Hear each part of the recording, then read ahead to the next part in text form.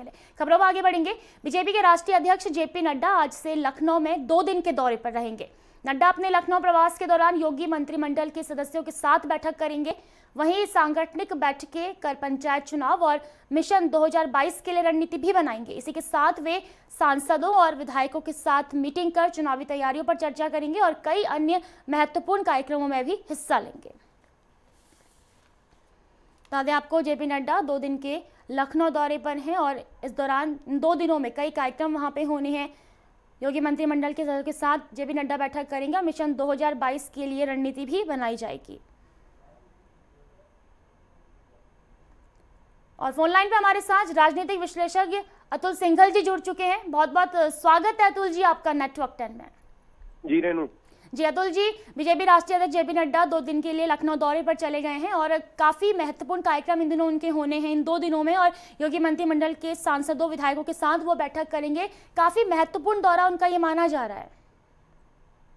रेनू देखिए, 2022 में विधानसभा के चुनाव होने हैं लखनऊ में। जी। पूरे राज्य में चुनाव होंगे और जो उत्तर प्रदेश को है सबसे बड़ा राज्य है और वहां से पूरे देश की राजनीति ये कहा जाता है कि चलती है, पूरी देश की राजनीति को तय करता है। इसलिए काफी महत्वपूर्ण है ये बीजेपी के लिए भी। और जिस तरीके से योगी की सरकार काम कर रही है वहां पे, तो एक चाहता है पार्टी का ये लक्ष्य भी है कि पूरी की पूरी टीम फिर से एक बार रिपीट हो, फिर से योगी जी को शासन करने का मौका मिले, उसकी रणनीति बनेगी। और उससे पहले कि किस तरीके से जो योगी जी की मौजूदा टीम है मंत्रिमंडल की, उसको कसा जाए, उस कसावट के लिए कुछ मंत्रिमंडल में अगर फेरबदल करना हो या कोई विस्तार करना हो तो उसको भी आकलन किया जाएगा। इन तमाम राजनीतिक तरीके से इस मुद्दे को देखा जाए तो महत्वपूर्ण जो बैठक है उनका ये 2 दिन का दौरा काफी महत्वपूर्ण रहेगा, क्योंकि इसके अंदर पंचायत चुनाव पर भी चर्चा होगी और तमाम जो 2022 की जो रणनीति बननी है उसको एक जो है उसकी रूपरेखा तय की जाएगी। रेनू जी बिल्कुल अतुल जी, सियासी गलियारों में भी काफी चर्चा है उनके इस दौरे को लेकर और ये माना जा रहा है क्योंकि पंचायत चुनाव में खास फोकस है इस बार, और 2022 विधान चुनाव तो है ही है। और इस दौरे को इसलिए भी खास माना जा रहा है क्योंकि संगठन से लेकर सरकार तक कई बड़े बदलाव देखने को मिल सकते हैं इस बीच।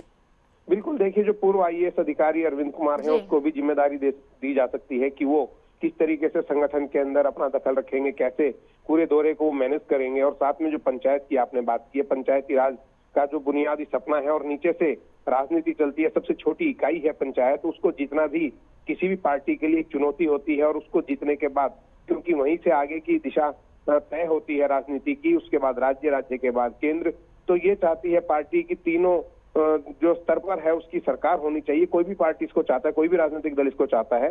तो इस दृष्टि से अगर देखा जाए तो तमाम मुद्दों पर चर्चा करेंगे जेपी नड्डा, राष्ट्रीय अध्यक्ष है पार्टी के, और ये उनका एक तरीके से जिम्मेदारी भी है, उनके सामने एक चुनौती भी है कि किस तरीके से वो अपने लक्ष्य को पूरा कर सके। पंचायतों के अंदर भी बीजेपी को जीत मिले, उसके बाद 2022 के जो चुनाव है उसके अंदर भी जो प्रदर्शन है उसको दोहराया जाए। तो तमाम मुद्दे हैं और उसके लिए कैसे संगठन को मजबूत करना है, कैसे प्रशासन को मजबूत करना है, कैसे मंत्रिमंडल का पुनर्गठन करना है, इन तमाम मुद्दों पर विस्तार से चर्चा होगी। इस बात के कयास लगाए जा रहे हैं। रेनू देखो अतुल जी, 2022 के चुनाव है, पंचायत चुनाव में तैयारियां जोरों पर हैं बीजेपी की तरफ से उत्तर प्रदेश में, और विपक्ष की भूमिका भी इस दौरान देखने को मिल रही है बढ़ चढ़कर।